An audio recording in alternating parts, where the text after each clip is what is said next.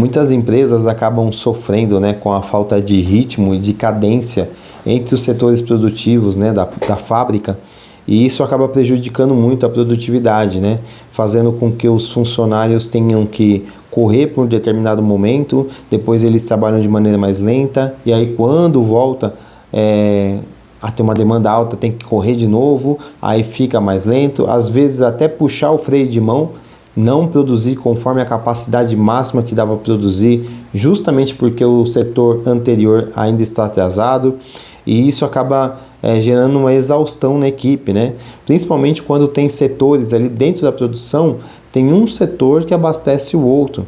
Por exemplo, um setor que inicia ali o processo de transformação da matéria-prima através do corte, depois vem para a usinagem, depois vem para a montagem, ou uma injetora, por exemplo, que tem ali as suas peças injetadas, que ela é trabalhada ali dentro do processo interno para depois virar o produto acabado.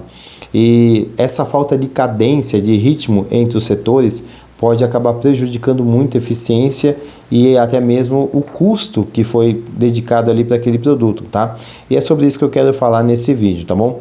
Eu quero colocar algumas soluções aqui, alguns pontos que pode ajudar você aí na tua fábrica a organizar esse processo e parar de sofrer com isso, tá?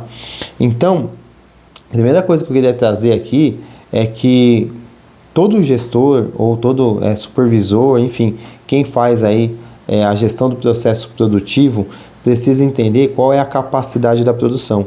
Algumas pequenas empresas acabam pecando nisso, não sabe como que faz para que saiba quanto tempo vai levar para produzir cada item, né?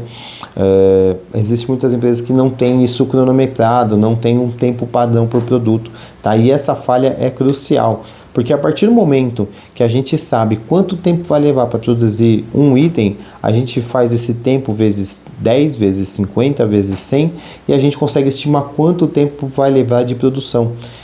Esse parâmetro é importantíssimo até mesmo para a formação de preço desse produto, né?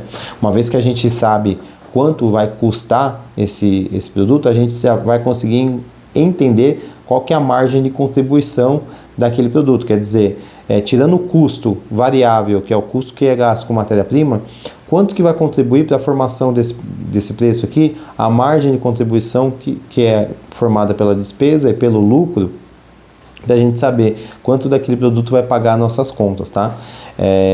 Então, claro, estou resumindo aqui, mas a ideia é saber o tempo de produção, vai ajudar a entender qual é a capacidade produtiva da tua produção, tá? De todos os setores.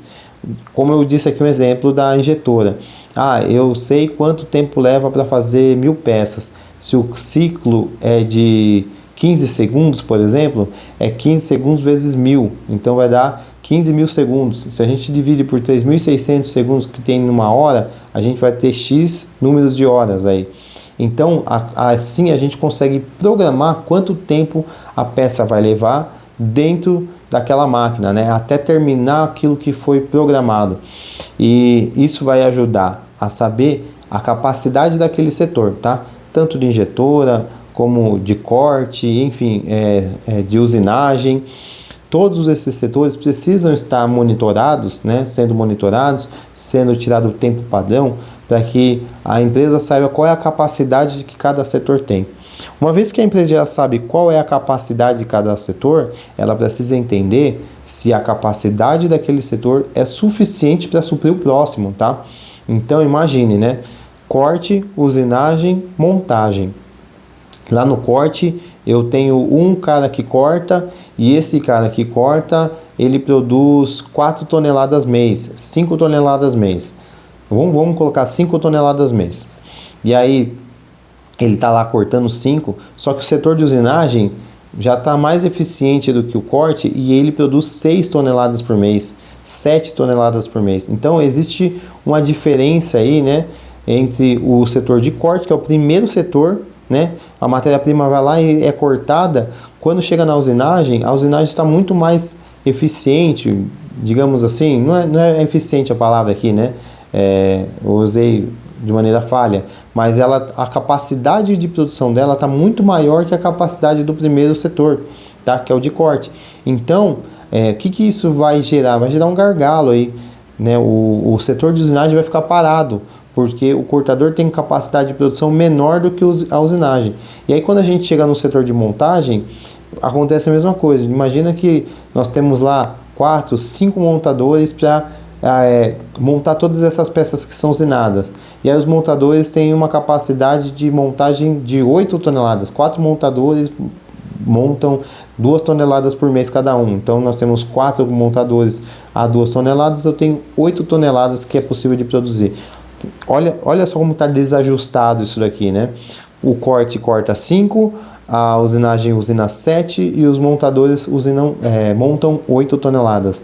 O que isso vai acontecer? Vai haver uma ociosidade por parte da montagem, porque ela tem uma capacidade maior que a usinagem. E a usinagem também vai ficar parada porque ela tem uma capacidade maior que o corte. Como que a gente faz isso daí? A gente precisa ajustar todos os setores.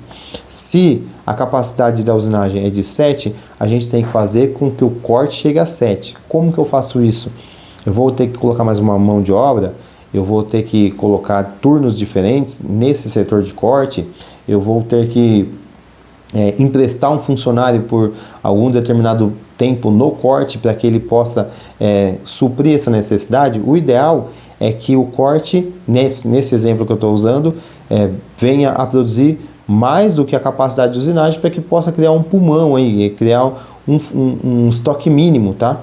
Então, o corte, eu tenho que fazer estudos para que eu possa cortar 8, 9 toneladas mês, para que quando chegar aqui na usinagem que usina 7, ela possa suprir, ter esse estoque, né, de peças intermediárias até que ele possa usinar todas essas peças.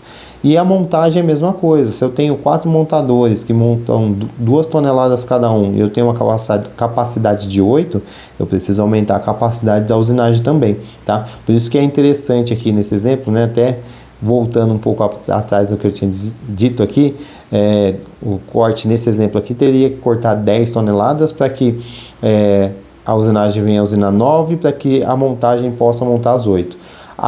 Eu vou fazer um esquema que eu vou emprestar um montador lá para o corte, né, uma segunda máquina de corte, eu vou pegar esse montador e vou cortar lá. Então já vai diminuir aqui a quantidade e a capacidade de montagem no mês, né? De 8 ela vai cair aí para 7, talvez para 6, porque eu vou emprestar um montador aqui, eu vou subir ele lá para a primeira operação, tá? Então dessa forma a gente precisa ajustar para que aconteça esse funil mesmo, né? Imagine aí, né, um triângulo que ele vai afunilando, tá? Então aqui eu preciso ter a maior parte de capacidade de produção para que aqui possa ter uma capacidade média, vamos assim dizer, e aqui ter uma menor, tá? Esse primeiro setor tem que fazer a base, ele tem que produzir mais do que esse, que tem que produzir mais do que esse, para que toda essa linha possa ser abastecida, tá? Então, esse é outro ponto.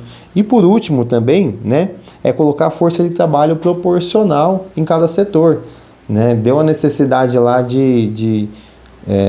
imagina que a gente regulou bem o corte está cortando 10 toneladas por mês, a usinagem está usinando 9 toneladas por mês e a montagem está fazendo 8. Mas aí tem uma demanda muito alta, eu preciso entrar com hora extra na montagem. O que vai acontecer? Automaticamente eu preciso entrar com horas extras também na usinagem e no corte. Por quê? Senão ele vai consumir esse estoque intermediário todo com a montagem e vai gerar mão de obra ociosa também.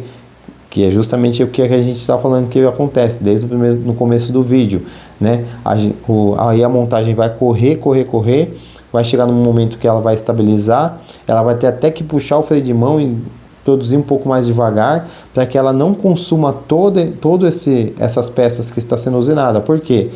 Gerou uma necessidade de montagem, digamos que foi chamado o setor só de montagem para a hora extra, aí eles começam a ter capacidade de produção de 9 toneladas.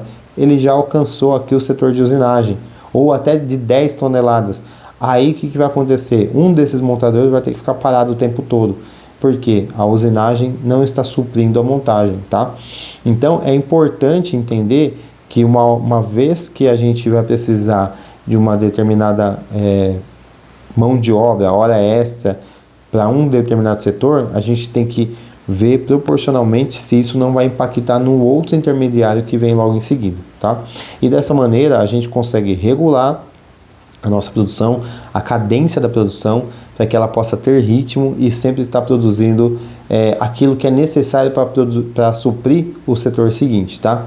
Eu espero que esse conselho, né, essa dica aí e esse insight possa te ajudar de alguma maneira. Se esses vídeos estão te ajudando, eu queria pedir para que você se inscreva no nosso canal, ative o sininho aí para receber as notificações sempre que tiver um vídeo novo e dê um joinha aí, curtir, um like no nosso vídeo aí, para que o YouTube possa entender esse vídeo como relevante para pessoas como o seu perfil, tá certo? Muito obrigado, vejo você no próximo vídeo, até mais, tchau, tchau.